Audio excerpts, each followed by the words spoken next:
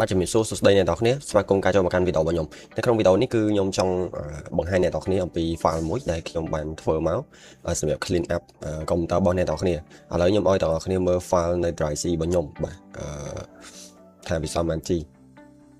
this PC បាទអញ្ចឹងគឺ drive C របស់ខ្ញុំគឺនៅសល់តែ 28.5G ទេអញ្ចឹងចាំមើលថាតើក្រោយពី run file របស់ខ្ញុំហើយវានឹងបានប្រមាណ G ឡើងវិញបាទអញ្ចឹងខ្ញុំសូមបញ្ជាក់ផងដែរ file ហ្នឹងជាប្រភេទ file .pet វាជំនួសឲ្យការទៅធ្វើដោយដៃអ្នកនរគ្នាទៅចុច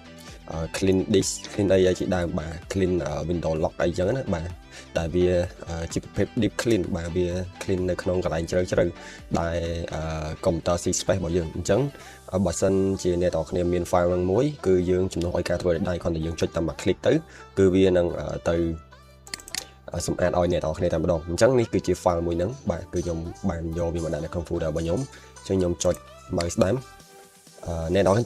ទៅ run វាជា administrator បាទទៅ file នឹងដំណើរការបាទអញ្ចឹងខ្ញុំចុច run administrator មក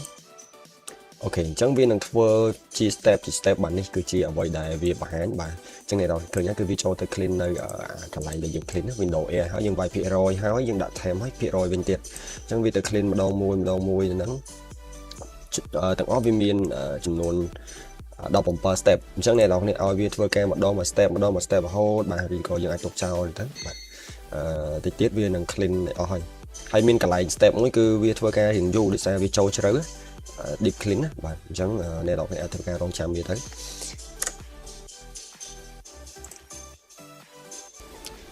បាទហើយយើងនឹងរងចាំមើលថានៅពេលដែលវា run ចប់តើយើងអាចទាញ space មកវិញបានប្រហែល G ដែរបាទ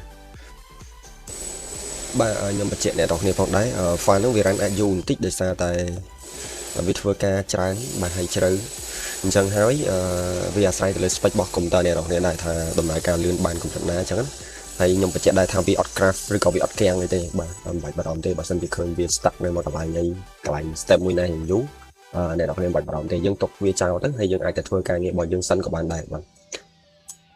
នៅពេលដែលវាដំណើរការចប់វានឹង load message បាទ successful ហើយ success អញ្ចឹងយើងអាចសង្កល់មើលបានទេបាទអត់អីទេបាទអ្នកនរគ្នាឥឡូវនេះវាដំណើរការមកដល់នេះហើយមកដល់នេះគឺជា step ទី15ហើយបាទអញ្ចឹងអា step មុននេះបាទគឺវាទៅ clear for lock ពីលើមកទៀតបាទអញ្ចឹងកន្លែងហ្នឹងគឺយើងមានជាភាគរយមើលបាទឥឡូវនេះវាបាន99ហើយកន្លែងហ្នឹងយើងយូរជាងគេអ្នកនរគ្នា step ទី15ហ្នឹងបាទបញ្ជាក់ដែរផុតពី step ហ្នឹងទៅគឺលឿនហើយអញ្ចឹងយើងរកចាំអាចថាវាយូរគួរសមបាទប៉ុន្តែដូចខ្ញុំបញ្ជាក់ចឹងថាទាំងអស់គ្នាមិនបាច់រងចាំវាទេ run វាហើយយើងអាចទៅធ្វើការងារផ្សេងបានបាទឥឡូវបាន100ហើយយើងរងចាំមើលអ្នកគ្នាអូខេអ្នកនរឃើញនេះវានឹងដំណើរការដោយអូតូបាទវាទៅជាលិតដោយខ្លួនឯងចឹងអញ្ចឹងឥឡូវហ្នឹងគឺវាបានបញ្ចប់ហើយបាទគឺអ្នកនរឃើញវាថា success or 7 deep clean up ណាបាទអញ្ចឹងគឺមានតែប៉ុណ្្នឹងទេអ្នកនរគ្នាអាចទៅ scroll មើលបានថាវាធ្វើការលេខគេខ្លះបាទហើយបើសិនជាអ្នកនរមានចម្ងល់តាក់ទងនឹង script មួយហ្នឹងតើអ្នកអាចគ្រាន់តែធ្វើការ press enter ឲ្យជាប់ទៅបាទគឺវានឹងបើក Telegram ទំនាក់ទំនងមកខ្ញុំផ្ទាល់តែម្ដងបាទអញ្ចឹងឥឡូវយើងនឹងការចុចបាទហើយមានចម្ងល់អីយើងអាចតាក់ទងគ្នាបានតាមរយៈ Telegram បាទតាក់ទងទៅនឹង script មួយហ្នឹងបើសិនជាអ្នកនរគ្នាមានចម្ងល់ទៅត្រង់កន្លែងណាមួយបាទអញ្ចឹងវីដេអូហ្នឹងសុំទោសខ្ញុំនឹងបង្ហាញនេះមួយទៀតថាវា clean បានប៉ុន្មាន G បាទចូល disk PC វិញអូខេអញ្ចឹងអ្នកនរគ្នាឃើញហ្នឹងគឺបានឡើងទៅដល់ 41.3G បាទអញ្ចឹងគឺវាបានគួរសមដែរបាទ